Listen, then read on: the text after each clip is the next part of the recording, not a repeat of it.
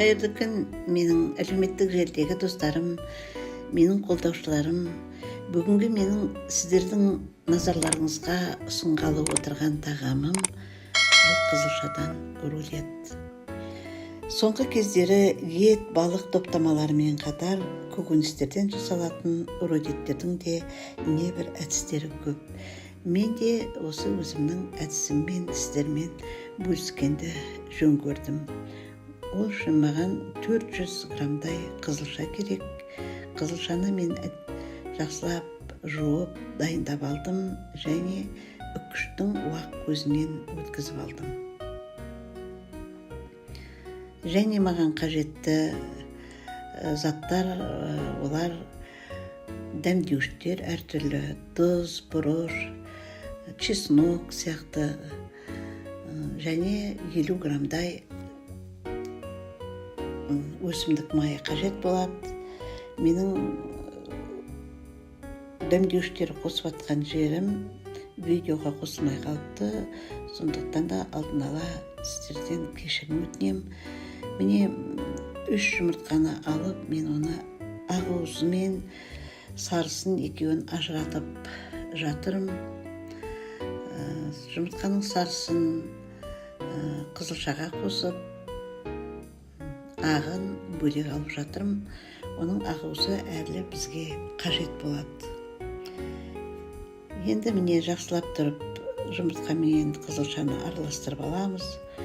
Осы кезде дәмдеуіштерді және 50 грамдай сұйық майды қосып жіберсеңіз дұрыс болар.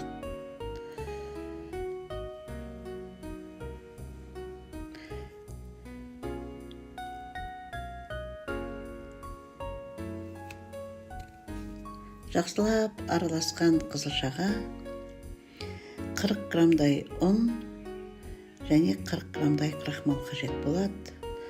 Оны мен бөлек-бөлек салып араластырып алам. Мендегі бүгінгі крахмал ол кукурузный крахмал. Көбіне осы кукурузный крахмалды пайдаланғанды жақсы көрем.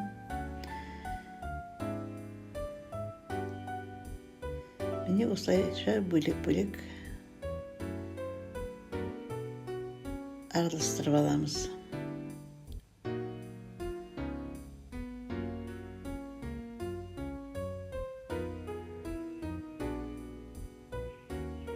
Міне жұмыртқаның ақуызын миксерлейміз. Ең бірінші азғантай оборотта бастап жайлап күшейтіп, жұмыртқаның ақуызы әбден бір келкі масса болып ағарғанға дейін миксерлеп аламыз.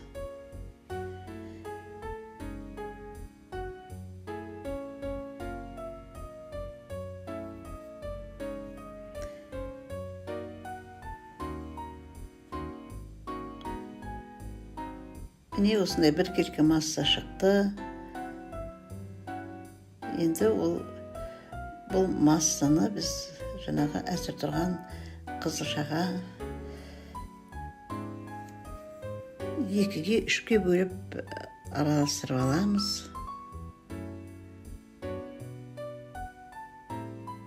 Жақсылап тұрып, астынан үстіне қарата көп мыжғыламай араластырсақ жақсы болады.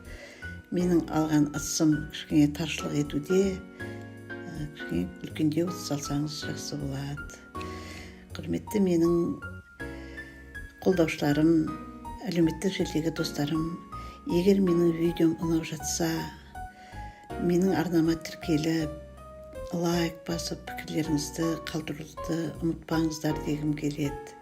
Менің арнамда әлі түрлі тағамдар, қазақтың ұлттық тағамдары, менің осы кезге деген жинаған тамақ пісірудегі өзімнің тәжірибеммен бөлісіп отырам.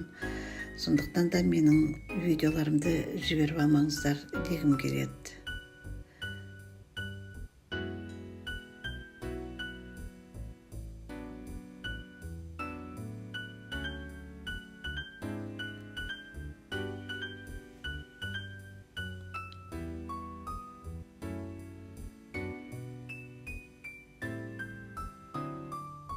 Міне осылайша жақсылап тұрып араластырып аламыз.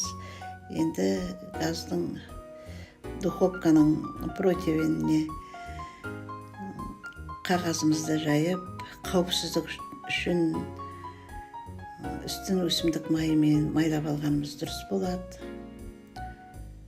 Бұл қызылша рулеті өте жұп-жұқа, орауға сондай икемді болып піседі, ешқандай қиындық туғызбайды.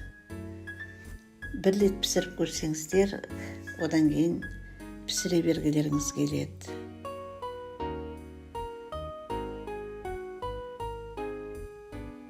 Міне осылайша әзір тұрған массаны бір келке етіп, тегістеп, жақсылап жайып аламыз. Духовканы алдын ала қыздырамыз. Мен 180 градуста 15 минуттай пісіріп алам. Әркім өзі әрқалайынша пісіріп алуларына болады. Менің әдісім осындай 180 градуста 15 минутқа қалдырам. Өте жақсы болып піседі. Енді оған дейін біз оның ішіне салатын салмаларын әзірлеп алайық.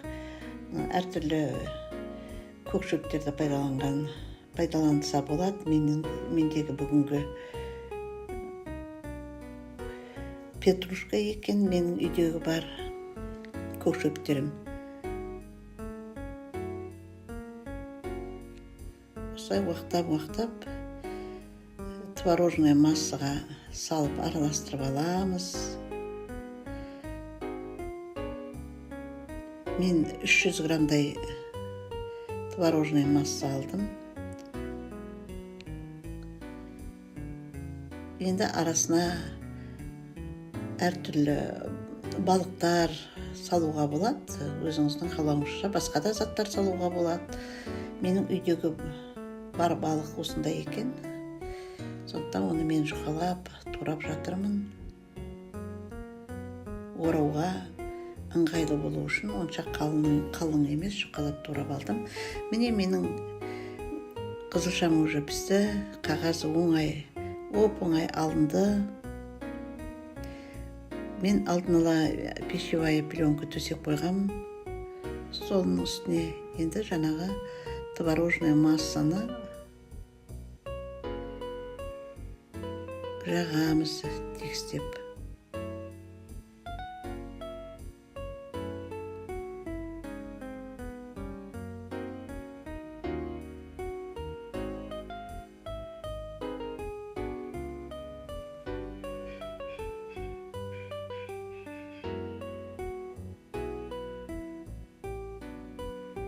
Міне мен жағып болдым. Енді жаңа турап қойған балығымды осылайша екі қатар етіп салдым. Енді жаңа астына төсеген пленканың көмегіменен жайлап орап дөңгелетіп аламыз. Ешқандай да қиындығы жоқ, жұп-жұқа болып піскен екен, жұмсақ болып. Осылай дөңгелентіп орап аламыз.